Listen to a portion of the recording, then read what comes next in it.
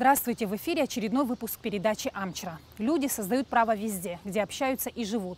А суд, включая конституционное правосудие, едва ли не главное место, где право происходит, где его выясняют, понимают и убеждаются в нем. С судьей Конституционного суда Республики Абхазия Дианой Пиле мы поговорим о конституционном правосудии, о проблемах в этой сфере и планах на будущее.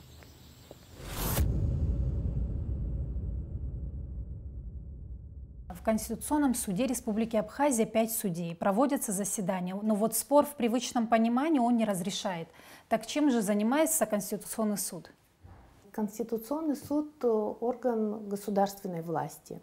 И все полномочия, которые есть у Конституционного суда, они в первую очередь закреплены в Конституции, в статье 72 прим., закреплены в законе о судебной власти, в Кодексе о конституционной юрисдикции.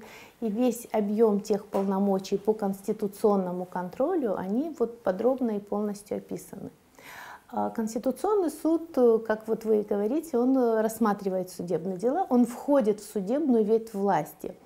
И, естественно, осуществляет правосудие. Но это правосудие еще отдельно конституционное, что, кстати, тоже закреплено в Конституции. У нас осуществляется конституционное, уголовное, гражданское, административное. И конституционное правосудие – это то, чем занимается Конституционный суд непосредственно. Если говорить о мнениях, которые есть не только у конституционалистов, у наших судей в Республике Абхазия, но и также у мировых органов конституционного контроля, то Конституционный суд – это такой, ну, сказать, суперсуд или та судебная система, которая рассматривает вопросы непосредственно соответствия Конституции.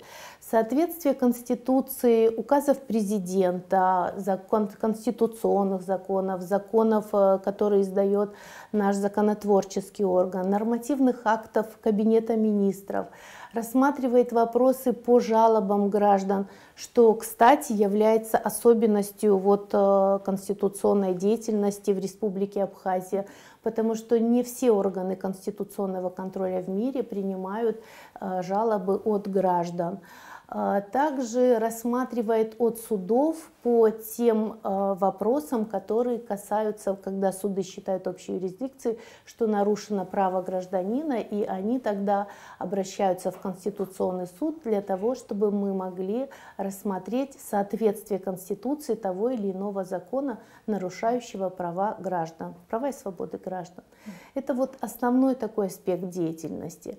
При этом Конституционный суд является судебным органом, он вписан в судебную ветвь власти, рассмотрен, но еще есть, вот почему мы говорим, что более широкого спектра действия нормы Конституционного суда, именно потому, что Конституционный суд помимо судебного решения, он еще и выполняет такую нормотворческую функцию, и поэтому именно Конституционный суд ставится выше всех остальных судов.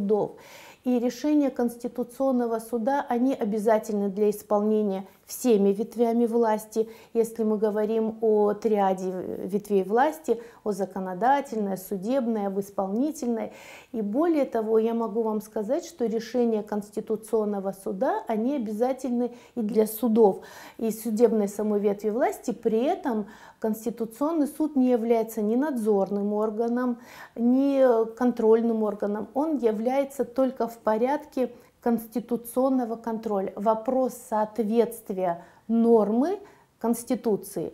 И все те решения, которые принимаются Конституционным судом, они не подлежат обжалованию, они обязательны для исполнения всеми ветвями власти. Конституционный суд Республики Абхазия был создан в 2016 году и окончательно сформирован в 2018. Как начиналось создание органа конституционного контроля? Расскажите историю немного. Руководством страны была задумана и проведена реформа, конституционная реформа, и конституционная реформа затронула 5-ю главу. Кстати, вот был период, когда я работала в парламентской комиссии по конституционной реформе по этому вопросу, и рассматривался вопрос, это один из основных вопросов, это создание органа конституционного контроля, каким и стал Конституционный суд. Значит, была принята 72-я статья с примечанием прим. Это чтобы нумерацию статей Конституции, конечно же, не сбить, что это тоже немаловажно.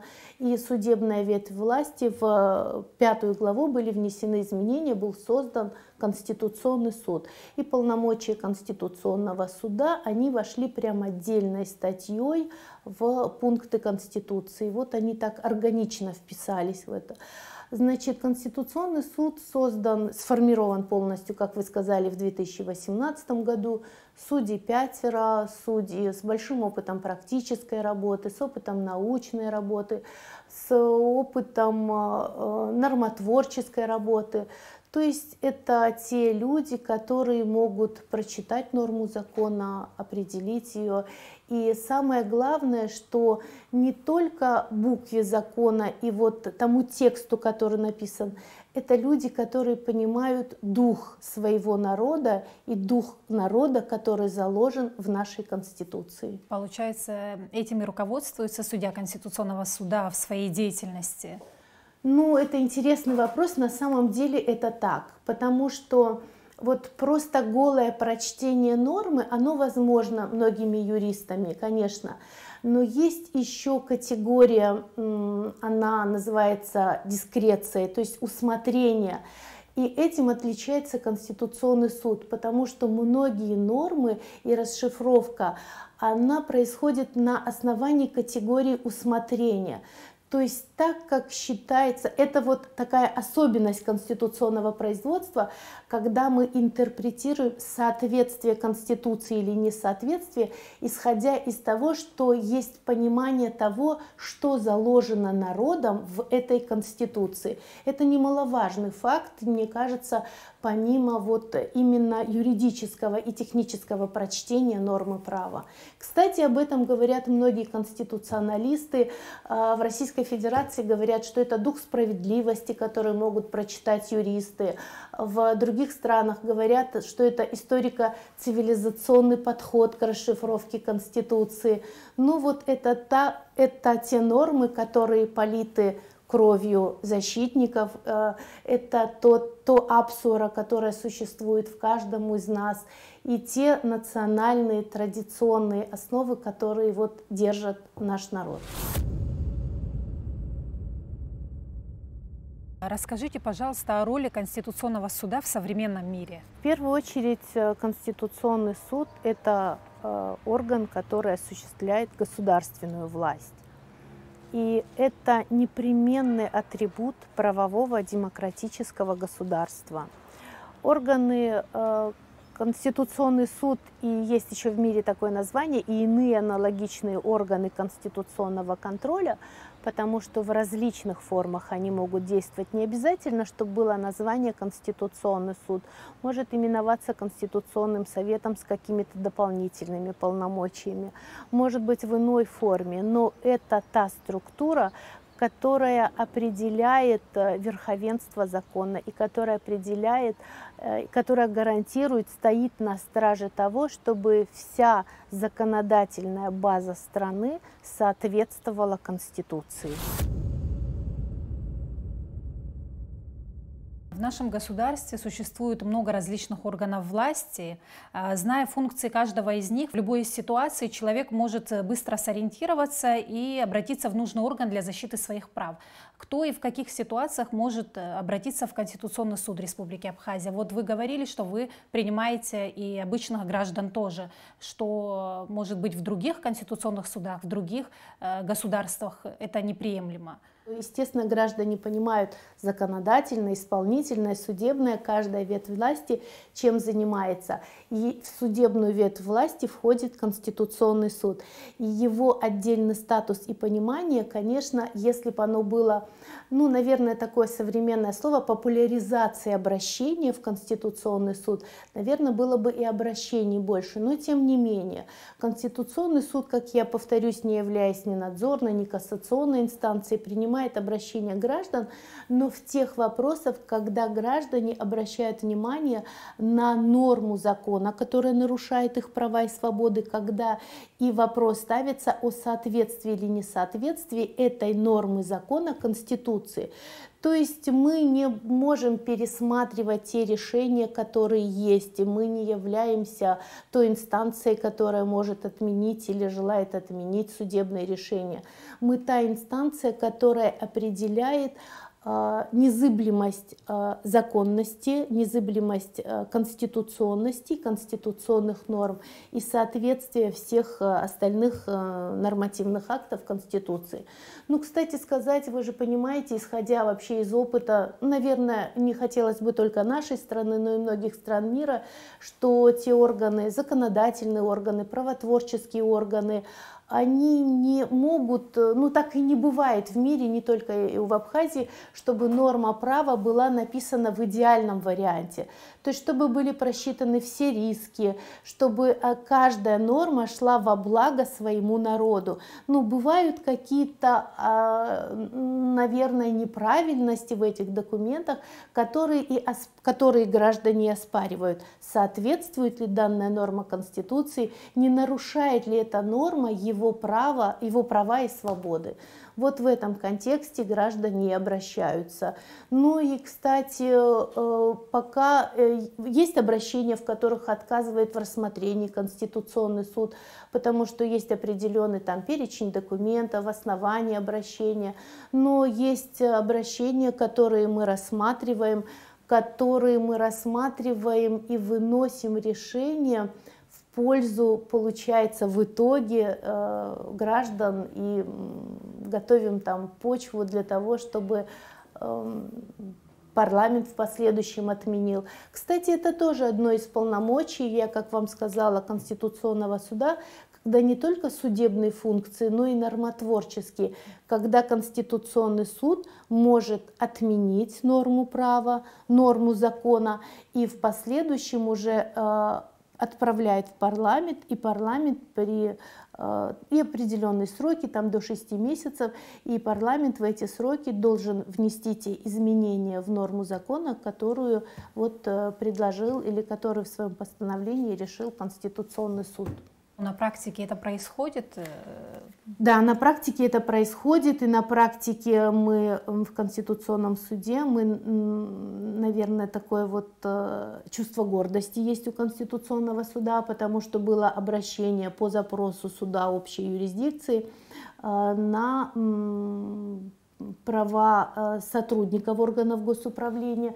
Если вы помните, была часть 7 статьи 7 закона о Кабинете министров с 2010 года, потому я говорю, если вы помните, когда всех сотрудников органов госуправления увольняли при отставке правительства. То есть независимо от того, на какой должности ты работаешь, какой у тебя статус, это не касалось высших должностных лиц, это всех сотрудников органов госуправления. Конституционный суд счел эту норму несоответствующей Конституции, и при смене правительства, вот последняя смена правительства, когда была, все сотрудники органов госуправления остались работать на своей должности, а все остальные дисциплинарные меры, которые могут к ним применяться, вплоть до увольнения, это уже касаемо их профессиональных обязанностей, это уже не касается, то есть принцип стабильности деятельности сотрудников госуправления, получается, уже соблюдается, и гарантии есть стабильность их работы. А дальше уже сами должны качественно и профессионально работать. Парламент, естественно, принял эту норму, уже она была утверждена, и отменили часть 7 статьи 7 закона о Кабинете министров и еще и статью 21.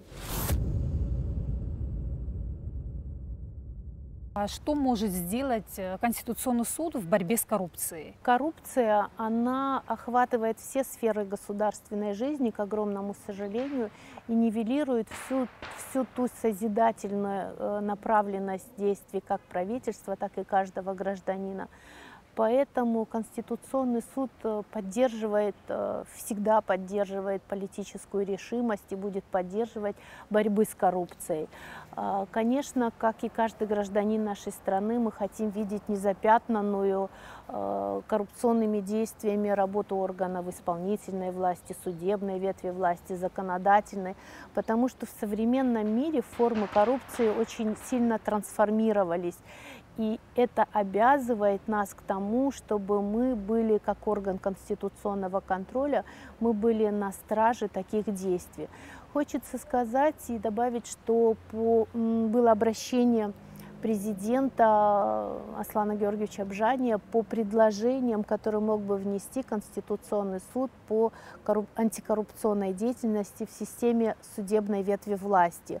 И в частности в Конституционном суде, в том числе и в органах конституционного контроля. Поэтому нами был подготовлен такой пакет предложений.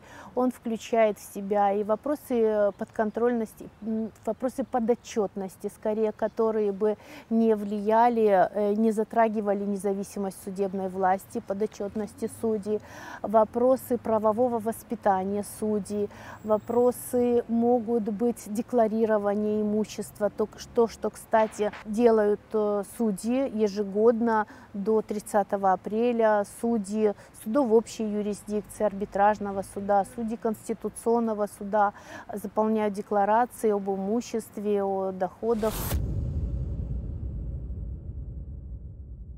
А вообще сколько обращений за весь период вашей работы было? За весь период достаточно много обращений разного уровня, потому что формы обращений, и жалобы, и запросы, поэтому вот если не квалифицировать именно по категории обращений, то около 20 обращений. В общем, есть обращения, на которые отвечает аппарат Конституционного суда в разных вопросах. Есть уже обращения, которые отвечает Конституционный суд, обращения, которые мы принимаем к рассмотрению, выносим определение, выносим постановление по делу. То есть плюс, помимо обращений в Конституционном суде, мы еще ведем и внутреннюю правотворческую такую работу, принимаем локальные внутренние акты и еще работаем на перспективу над проектом закона о Конституционном суде. И хочется добавить еще к этому, что все права и свободы человека и гражданина, они зафиксированы в Конституции во 2 главе. И все расширительное толкование – это идет работа Конституционного суда.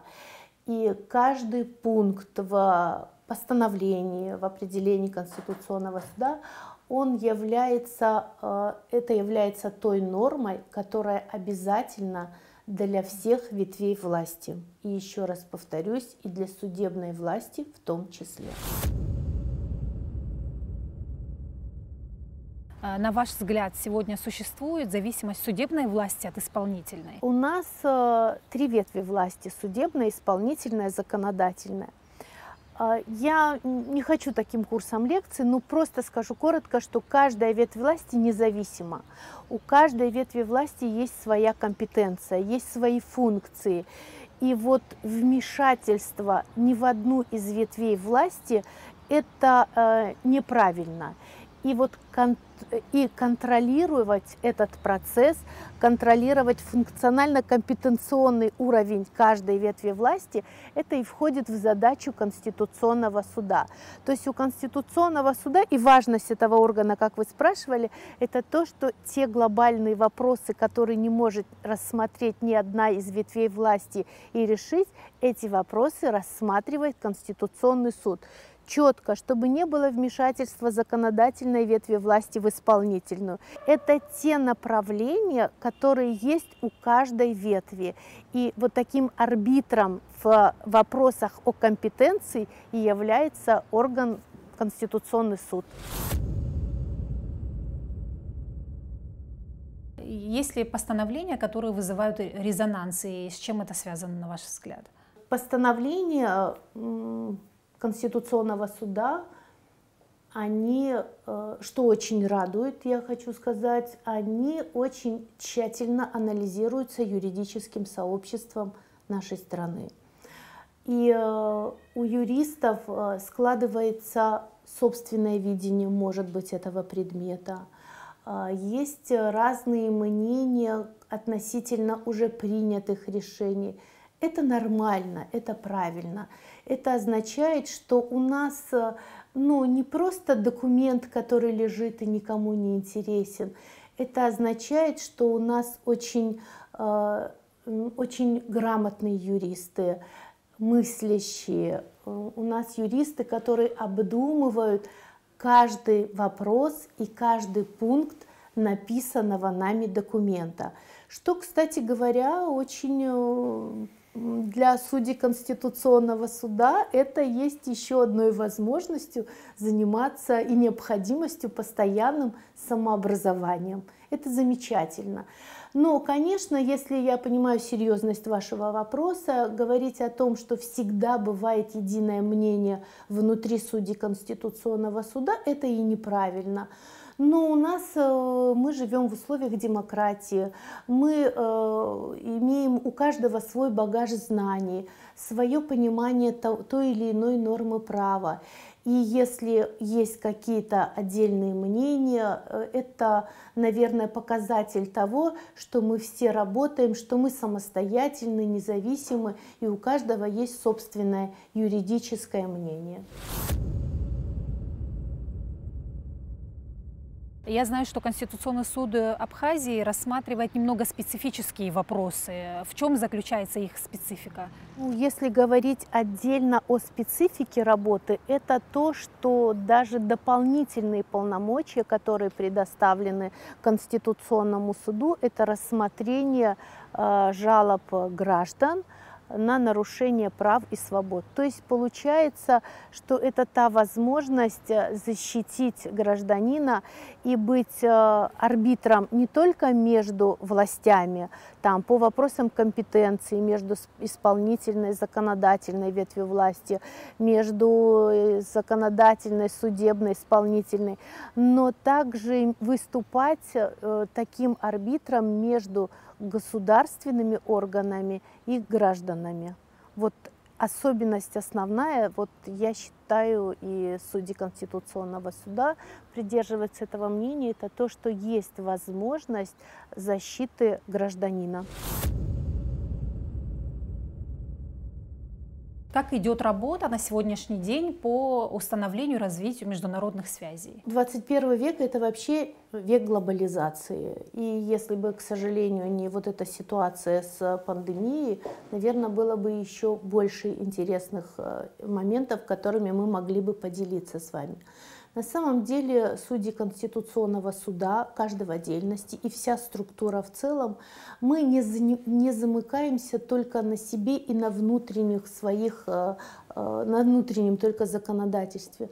Мы изучаем международное право, изучаем, каким образом рассматриваются те или иные вопросы в органах конституционного контроля разных стран, совершенно разных. Особое внимание, конечно, и возможности у нас есть изучение опыта стратегического партнера Российской Федерации, Конституционного суда Российской Федерации. Участвовали в работе международных конференциях, они называются закрытые международные конференции органов конституционных судов и иных аналогичных органов в Санкт-Петербурге. Выступали с докладами, почти 3 года подряд участвовали, выступали с докладом председатель Конституционного суда, заместитель председателя. Это мероприятие, которое объединяет председателей конституционных судов практически всего мира. Ну и всегда вот такая вот возможность существует обмена мнениями, что очень важно.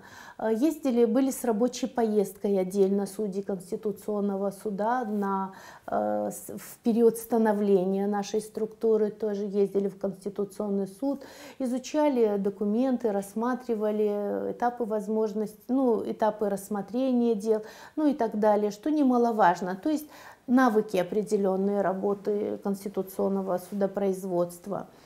Помимо этого, мы постоянно участвуем в ряде международных мероприятий. Это и конференции по противодействию коррупции, это и конференции по конституционному правосудию, конституционному, по всем направлениям. То есть большой объем работы, который будет. Отдельно еще мы, Конституционный суд, налаживает связи между органами, уставными судами, конституционными, с республиками Северного Кавказа, республиками Российской Федерации, Северного Кавказа, что тоже является очень важным для нашей страны. Это братские республики. Конституционный суд Республики Абхазия достаточно молодой орган, и вот опыт ваших коллег, он помогает вам в вашей работе? Вы как-то используете? Конечно, у них огромный опыт работы. Это навыки работы, которые приобретены даже не просто годами, а десятилетиями. У нас есть определенный теоретический багаж, есть большой практический багаж у судей Конституционного суда. И все вместе это соединить, посмотрев еще плюс какой опыт работы у наших коллег, это все и дает качество работы, это то, к чему мы стремимся.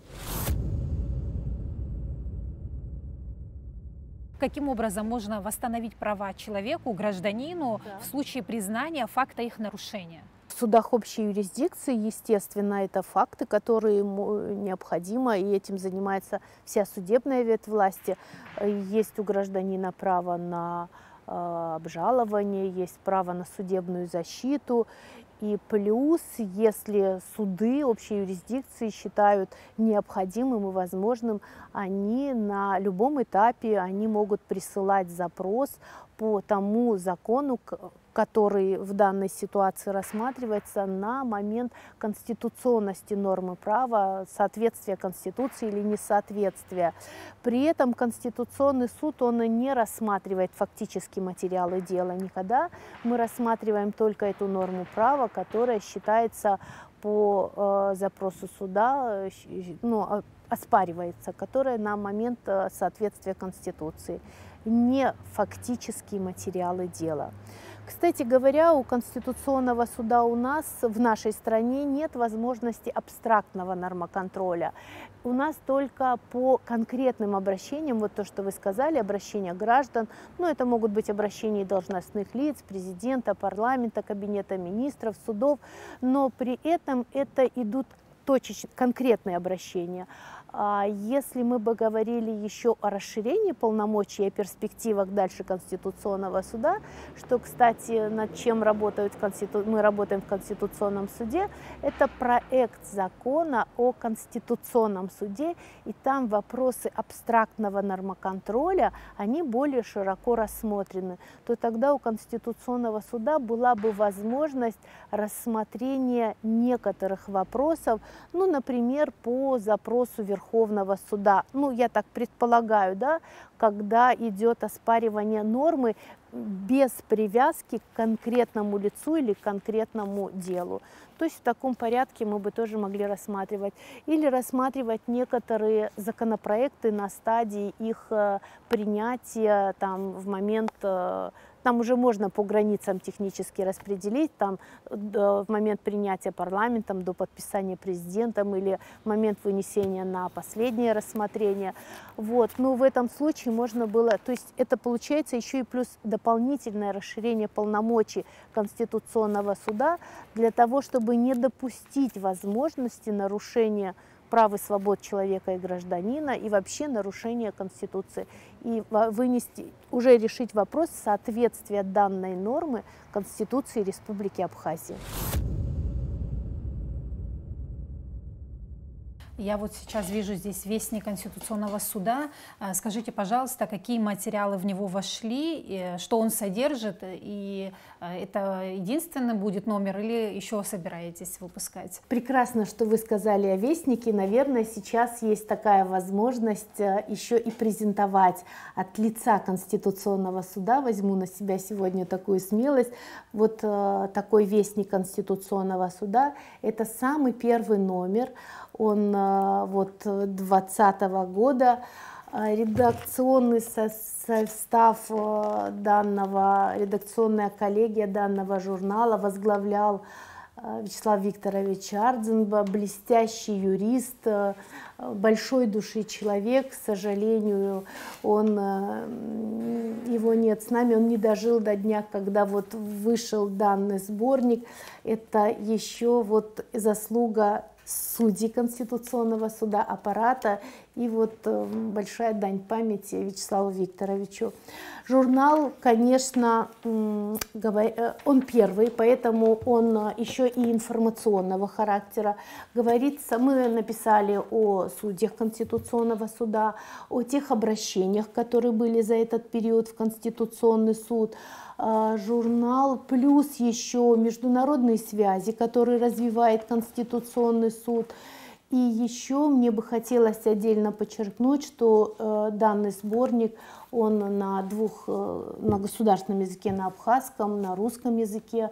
Вот поэтому мы его рекомендуем юристам нашей страны для изучения всего материала. А где можно приобрести этот вестник? В Конституционном суде он в библиотеках, в Национальной библиотеке, в Абхазском университете, ну и для всех тех, кто желает изучить все те вопросы, которые рассматривались в Конституционном суде.